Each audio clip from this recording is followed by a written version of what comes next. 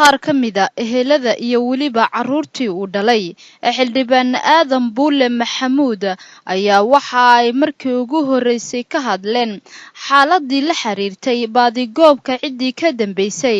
dilkii xildhibaan aadan buule maxamuud oo lagu dilay magaalada muqdisho 9kii bishii 11aad sanadii 2011 waxa ayna ugu baaqeen dowladda ku-meel gaarka ah xildhibaanada dowladda iyo weliba waxgaradka magaalada muqdisho inay tilaabo ka qaadaan isla markaana cadaaladda hor keenaan ciddii ka dambeysay dilka xildhibaan aadan buule maxamuud waa kan ugaas mahad oo ka mid ah ugaasyadii ka hadlay baaqana ku wajahan dowladda ku-meel gaarka ah meesha joogtay ay ka wada xumaatay dhammaan ama dibadda ha joogto ama gudaha ha joogto waxaan u fadhinay oo aad iyo aad wax badan dowladda Sheekh Shariif uga sugaynay talaabo cad oo wax ku oolay inay ka qaado arrintaas dhan kastaba ha ahaato ama gacan ku dhiiglihii ha ahaato ama asagii laftiisii maamuuskiisii iyo qadarintiisii ha ahaato midnana labadaas arrimood oo aan sugaynay 3 bilood baa laga joogaa ma ay suuragelin waxaan u sheegaynaa dowladda Sheekh Shariif in kaalinta ay lahayd arrintaas ay nabadan Cabdisalaan Xasan ayaa isaguna ka mid ah nabadoonnada amuurtaani ka hadlay inaan maanta wax aan ka hayno oo wax qabada haba yaraato aan la arag wax loo dul qaadan kara ma aha wax hadda inta lagu ilaawi kara ma aha waxaan ka hari karna ma aha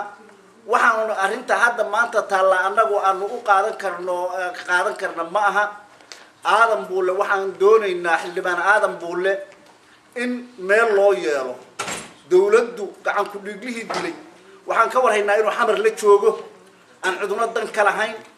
nabadoon Xaydar Cali Cumar ayaa ka mid ahaa nabadoonnadii ka hadlay aadan buule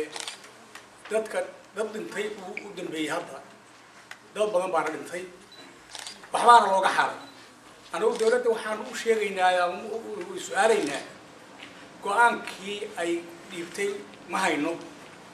waxay qabanaysaa ma ay sheegin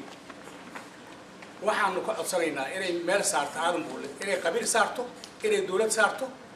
inay sharci saarto diinta islaamka inay wadaadayeen oo culmo yihiin wax qabteen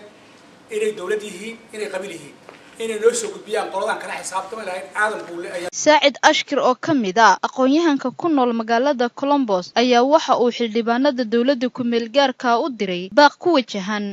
dhacdadani Soomaalinimada iyo wadannimada aad ugu dagaalama sababta ugu dhintayna waxaan u badinaynaa ama ummadda Soomaalida ogtahay inay taas awgeed tahay marka waxaan anigu baraarujin u dirahayaa dowladda ma aha laakiin xildhibaanada Soomaaliya oo Soomaaliya ku nool gudaheeda hadda inay arrintaas ka dhiidiyaan iska raacaan ayna ku qorshaha ku darsadaan taas oo kale inay iyagana ku imaan karto haddii ay isku dayaan arrin Soomaaliyeed oo Soomaalida danteeda ama nabadeeda ka talinaysa Liban Aadan Buule iyo Xawa Aadan Buule oo ka mid ah dadka baaqan dirayay ayaa iyaguna dhankooda dowladda ku-meel gaarka iyo aqoon-yahanka iyo xildhibaanada u diray dhambaal ku aadan dilka aabahood dilkaas oo ahaa dil aad iyo aad u foolxun arrintan waa arrin baaqa oo ku aadan dowladda ku-meel gaarka dowladdaas uu madax ka yahay Sheekh Shariif Sheekh Axmed anigoo macnaha isku dayay muddo ka badan 3 mar oo aan la hadlay secretary-ga Sheekh Shariif Sheekh Axmed rabeen inaan kala hadlo arrinta xildhibaan Xaaji Aadan Buule Maxamuud waxa ii suuragali weyday in la ixtiraamo si qof bini aadan ah oo la iga warqab guro arrintan cabashada waxaan u soo jeedinayaa dowladda sidii aan ku heli lahaa xal nabada oo arrintan aan u soo gabagabeyn lahaa keeni lahayn cadaaladda dadkii ku kacay falkii xumaa ee xaqdarrada ahaa ee dhacay November 9keedii السلام عليكم أيوة مقع وحلا عبه حاوى آدم بوله مش عبه الوجود يقولوا يا فمها تلكيس إلا هذا وح كحضر أما وح كوح اسم الجيران لمن كعم كل جرياش أما قد الشو بيجوجان وأنا الأوكي هاي أنا قدرت كرت جيبان هاي ميت كعبه وتوجيبان كم بتها إلا هذا وح كحضر أما وح يري أما كوح اسم الجيران ما كوح كعطسنا هنا دولة الصومالية إن الشيخ شريف إن سيدا وقصد بدن dadka aabahay dilay waa dad la yaqaan oo og yahay in la soo qabto ayaa codsi geysanayna Deeqasona Universal TV Columbus Ohio